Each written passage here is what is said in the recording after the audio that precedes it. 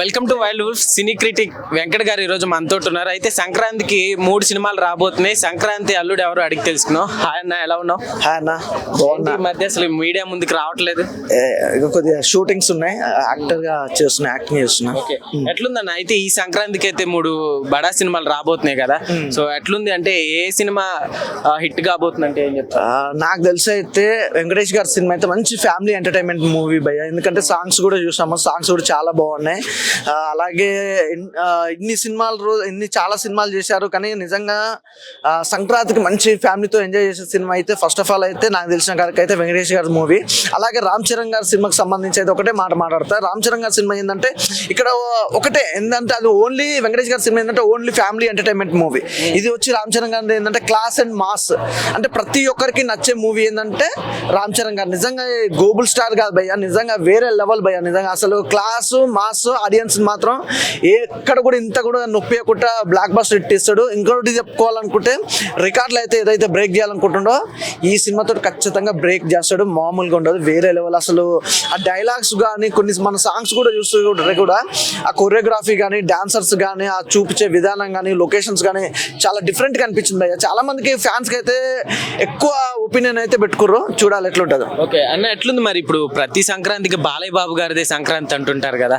So మరి డాకు మహారాజా గురించి ఏం చెప్తారు? డాక్ మహారాజ్ గురించి చెప్పాలంటే బాలయ్య బాబు ఇప్పుడు నాకు తెలిసిన బాలయ్య బాబు వాళ్ళ జనరేషన్ దగ్గర చూసుకుంటే మాత్రం హైయెస్ట్ రికమెండేషన్ తీసుకునే వ్యక్తి అంటే బాలయ్య బాబు. బాలయ్య బాబు సినిమాలు ఎక్కడ కూడా ప్రొడ్యూసర్స్ కానీ ఏ మాత్రం కూడా డిసప్పాయింట్ అనేది ఉండదు. ఖచ్చితంగా కలెక్షన్స్ అనేది వస్తుంది, ఎట్లాగైనా సినిమా కొట్టుకొస్తుంది భయ్, అందులో ఎలాంటి డౌట్ లేదు. కానీ అసలు బాలయ్య అంటే నెక్స్ట్ లెవెల్ అయిపోయింది ఈ రోజుల్లో. అసలు క్రేజ్ ఏ మాత్రం తగ్గుతలేదు. ప్రతి సినిమా కూడా బడ్జెట్ పెంచుకుంటూ పోతుండ్రు. ఆ బడ్జెట్ పెంచుకున్న దాన్ని కూడా ప్రొడ్యూసర్స్ కూడా హ్యాపీగా ఇవ్వడానికి సిద్ధంగా ఉన్నారు, కానీ ఎక్కడ డిసప్పాయింట్ అయితే లేరు. అయితే గేమ్ చేంజర్ ని పుష్ప 2 తోటి కంపేర్ చేసి రెండింటికి పోటీగా చూస్తున్నారు, ఏం చెప్తారన్న?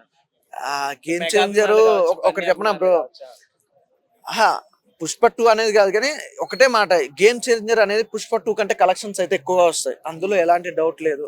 నెక్స్ట్ వచ్చి క్లాస్ మాస్ ఆడియన్స్ అయితే ఈజీగా మెప్పియగలిగే వ్యక్తి రామ్ చరణ్, అందులో ఎలాంటి డౌట్ లేదు. ఇంకోటి ఏంటంటే తను యాక్టింగ్ అలాగే ఉంటది, మామూలుగా తను చేసే విధానం కూడా న్యాచురల్ గా అనిపిస్తుంది. యాక్టింగ్ కూడా తనది.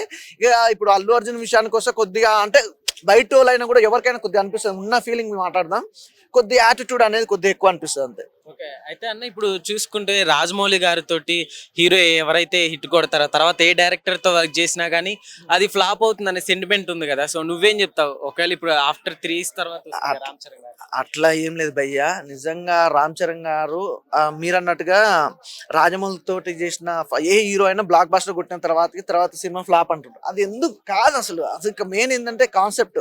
శంకర్ గారి డైరెక్షన్ భయ్య, శంకర్ గారు మామూలు ఉంటుందా, అసలు వేరే లెవెల్ ఉంటుందా. అలాంటి డిసప్పాయింట్ అయితే ఏముండదు, సినిమా ఖచ్చితంగా బ్లాక్ బస్టర్ హిట్, అందులో డౌట్ లేదు. భారతీయుడు 2 చూసుకుంటే మనకు కొంచెం ఆడియన్స్ ని మెప్పించలేకపోయారని కూడా చెప్పుకోవచ్చు, కానీ సాంగ్స్ ఉన్నాయి కదా భయ్య, సాంగ్స్ ఉన్నాయి. అంటే ఒక హీరోకి ఏదైతే స్టోరీ కనెక్ట్ అవుతుంది అనేది, కానీ అదే కనెక్ట్ అయిందని అదే తీస్తే జనాలు కూడా తీసుకోలేరు, కొత్తదనం కోరుకుంటారు కదా ఎవరైనా. ఇప్పుడు భారతీయుడు 1 చూసాం, సినిమా ఎట్లుంది, బ్లాక్ బస్టర్, ఆ సాంగ్స్ ఇప్పుడు కూడా హైలైట్.